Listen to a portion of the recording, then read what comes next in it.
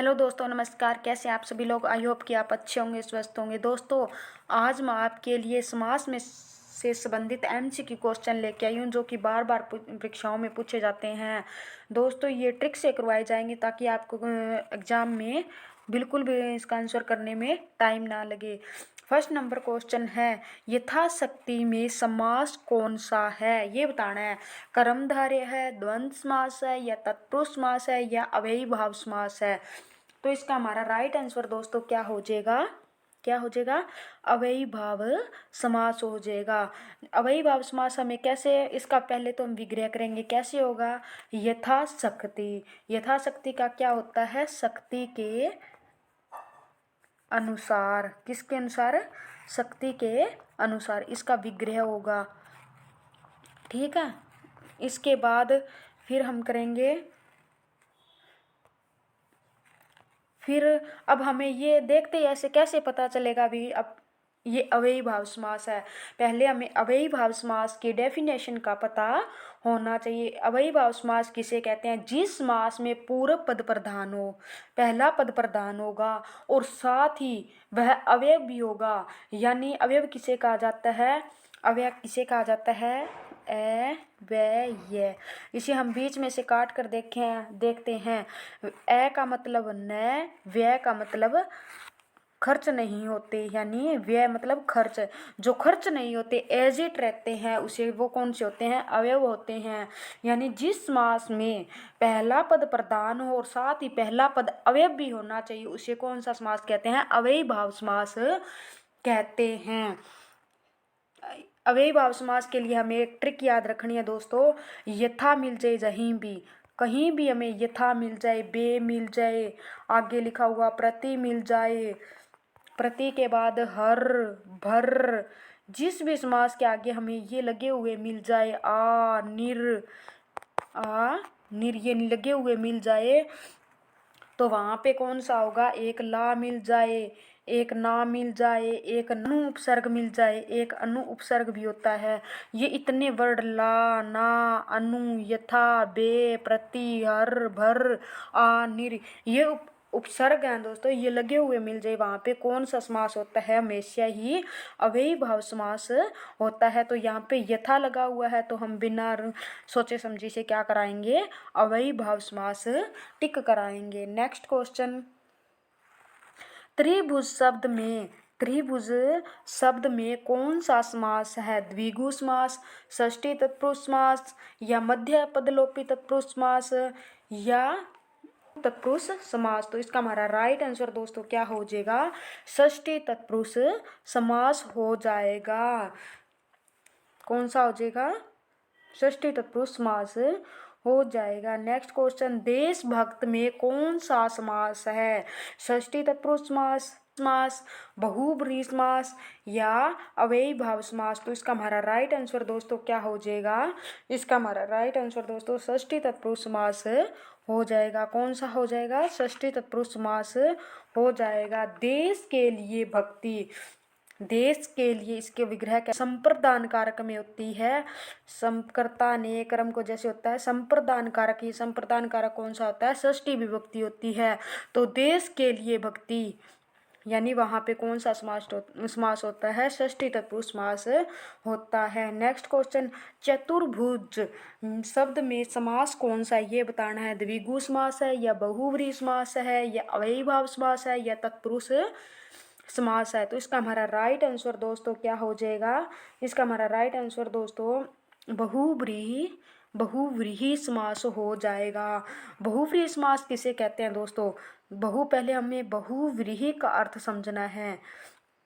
बहुव्रीहि का मतलब, बहु मतलब क्या होता है? बहुत। एक सेकंड, बहुव्रीहि का अर्थ समझना है। अब बहुव्रीहि दो शब्दों से मिलकर बना हुआ है। बहु का मतलब क्या हो गया? बहुत। व्रीहि का मतलब होता है धान।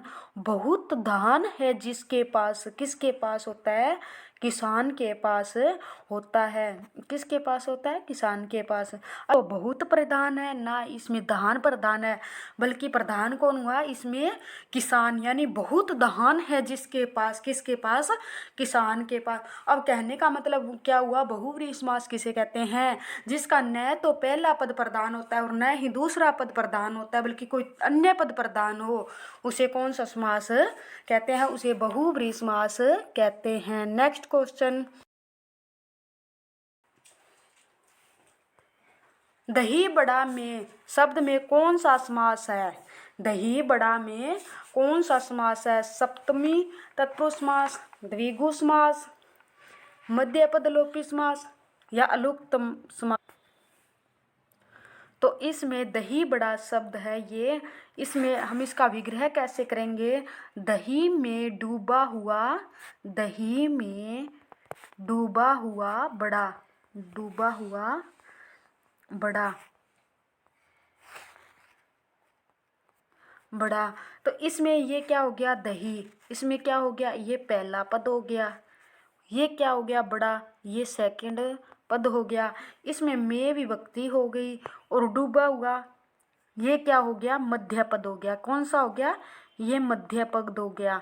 जिस समास में कारक विभक्ति के साथ साथ मध्य पद का विलोप हो जाता है उसे कौन सा समास कहते हैं?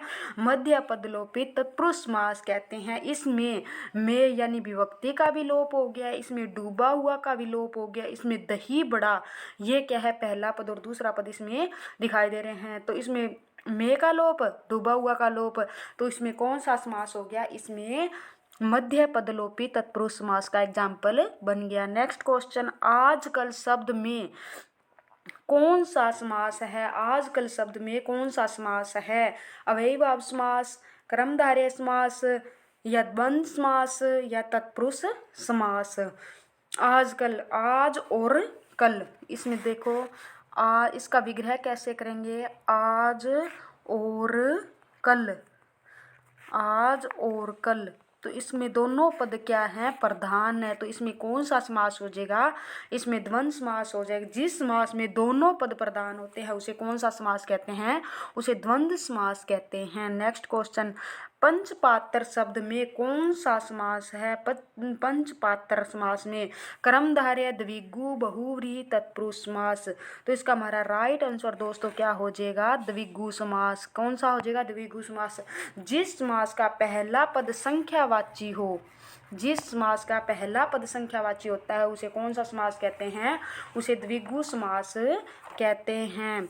नेक्स्ट क्वेश्चन, शोकाकुल शब्द में कौन सा समास है? कर्मधारय समास, द्वंद्व समास, तत्पुरुष समास, द्विगु समास। तो इसका हमारा राइट आंसर दोस्तों क्या हो जाएगा? C is the right answer. Next question, नील गाय में कौन सा समास है? तत्पुरुष समास, कर्मधारय समास, अव्ययीभाव समास, द्वंद्व समास। कौन सा? नील गाय में बताना है दोस्तों कौन सा समास होता है। तो नील गाय में कौन सा समास हो गया? कर्मधारय समास होता है। अब कर्मधारय समास कहते किसे हैं? कर्मधारय समास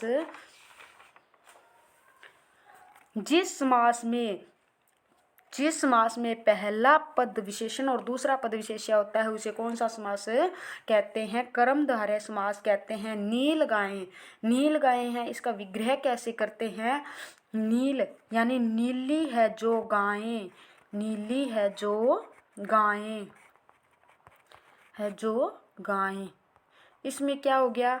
नीला क्या हो गया? विशेषण। दूसरा गाय क्या है? विशेष्य। यानी विशेषण किसे कहते हैं? जिससे हमें किसी के गुण आदि का पता चले उसे विशेषण कहते हैं, और जिसकी विशेषता बताई जाए उसे क्या कहते हैं? विशेष्य कहते हैं। तो इसमें नीला क्या है? विशेषण है। गाय क्या है? विशेष्य है। तो यहाँ पे कौन सा समास हो गया? यहाँ पे कर्मधारय समास हो गया। नेक्स्ट क्वेश्चन, रोग पीड़ित में कौन सा समास है? रोग पीड़ित में रोग से पीड़ित यानी कर्मधारय समास, द्वंद्व समास, तत्पुरुष समास या अव्ययीभाव समास। तो इसका हमारा राइट आंसर दोस्तों क्या हो जाएगा? इसमें रोग से पीड़ित यानी से विभक्ति आ रही है। विभक्तियां किस में होती हैं? तत्पुरुष समास में होती है। तो इसका सी हमारा राइट आंसर हो जाएगा। पंचानन में कौन सा समास है? द्विगु समास, कर्मधारय समास, बहुव्रीहि समास या अव्ययीभाव समास? तो इसका हमारा राइट आंसर दोस्तों क्या हो जाएगा? बहुव्रीहि समास हो जाएगा। अब आप कहोगे इसमें पंच यानी 5 आ रहा है, तो इसमें तो ये तो हमारा क्या होना चाहिए? द्विगु समास का एग्जाम्पल होना चाहिए, द्विगु। लेकिन समास के मुख्य भेद कौन कौन से होते हैं? अव्ययीभाव समास, अव्ययीभाव समास होता है, और बहुव्रीहि समास खुद होता है, एक द्वंद्व समास होता है, एक क्या होता है?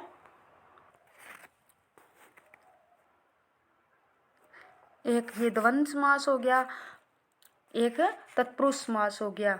यानी इसके समास के मुख्य भेद तो पूछे तो कितने होते हैं? 4, और वैसे कितने होते हैं? कुल भेद 6 होते हैं। द्विगु क्या है? द्विगु एक तत्पुरुष समास का भेद होता है। किसका होता है? तत्पुरुष समास का। तत्पुरुष समास का कौन? द्विगु समास और कर्मधारय समास। और कौन सा? ये किसके भेद होते हैं? ये तत्पुरुष समास के भेद होते हैं, कर्मधारय समास। जबकि बहुव्रीहि क्या है? एक समास का मुख्य भेद होता है, इसलिए हम मुख्य भेद के साथ पहले जाएंगे। पंचानन में किसका हो गया? बहुव्रीहि समास हो गया। नेक्स्ट क्वेश्चन, रसोई घर में कौन सा समास होगा? तत्पुरुष समास, द्वंद्व समास, बहुव्रीहि समास या कर्मधारय समास? तो इसका हमारा राइट आंसर दोस्तों क्या हो जाएगा? तत्पुरुष समास हो जाएगा। लोकनायक में कौन सा है? तत्पुरुष समास, द्वंद्व समास, द्विगु समास या अव्ययीभाव समास? तो इसका हमारा राइट आंसर दोस्तों क्या हो जाएगा? तत्पुरुष समास हो जाएगा। हाँ, नेक्स्ट क्वेश्चन, लोह पुरुष में कौन सा समास है? तत्पुरुष समास, द्विगु समास, कर्मधारय समास, द्वंद्व समास, तत्पुरुष समास या द्विगु समास? तो इसका हमारा राइट आंसर दोस्तों क्या हो जाएगा? कर्मधारय समास इसका हमारा राइट आंसर हो जाएगा। हाँ, नेक्स्ट क्वेश्चन, मुंह तोड़ में कौन सा समास है? तत्पुरुष समास, द्विगु समास, अव्ययीभाव समास, द्वंद्व समास? तो इसमें मुंह को तोड़ने वाला, इसमें को क्या है? इसमें विभक्ति आ रही है, तो ये किसका हो जाएगा? तत्पुरुष समास का एग्जाम्पल हो जाएगा। किसका हो जाएगा? तत्पुरुष समास का। नेक्स्ट क्वेश्चन, नीलकंठ में कौन सा समास है? तत्पुरुष समास, द्विगु समास, बहुव्रीहि समास, द्वंद्व समास? तो इसका हमारा राइट आंसर दोस्तों क्या हो जाएगा? बहुव्रीहि। नीलकंठ, इसमें कर्मधारय समास भी बनता है। नीला है जिसका कंठ, यानी नीला है जो कंठ ऐसे बनेगा कर्मधारय का। और बहुव्रीहि का नीला है जिसका कंठ किसका होता है? भगवान शिव का क्या होता है? नीला होता है। तो इसलिए हमें बहुव्रीहि समास का एग्जाम्पल है ये। मृग नयन में कौन सा समास है? मृग के समान नयन वाली, कर्मधारय समास, द्वंद्व समास, द्विगु समास या तत्पुरुष समास? तो इसमें इसका हमारा राइट आंसर क्या हो जाएगा? कर्मधारय समान। इसमें क्या है? कृषि प्रधान में कौन सा समास है? कृषि प्रधान में तत्पुरुष समास, द्वंद्व समास, द्विगु समास, कर्मधारय समास? तो इसका हमारा राइट आंसर दोस्तों क्या हो जाएगा? ए, तत्पुरुष समास इसका हमारा राइट आंसर हो जाएगा। तत्पुरुष समास इज द राइट आंसर। दूध रोटी में कौन सा समास है? तो इसका विग्रह कैसे करेंगे? दूध और रोटी, दूध और रोटी करते ही इसमें क्या हो जाएगा? द्वंद्व समास का एग्जाम्पल बन जाएगा। नेक्स्ट क्वेश्चन, भूदान में कौन सा समास है? अव्ययीभाव समास, तत्पुरुष समास, कर्मधारय समास या द्विगु समास? तो इसका हमारा राइट आंसर दोस्तों क्या हो जाएगा? बी। थैंक यू दोस्तों, नेक्स्ट वीडियो में फिर मिलते हैं। धन्यवाद।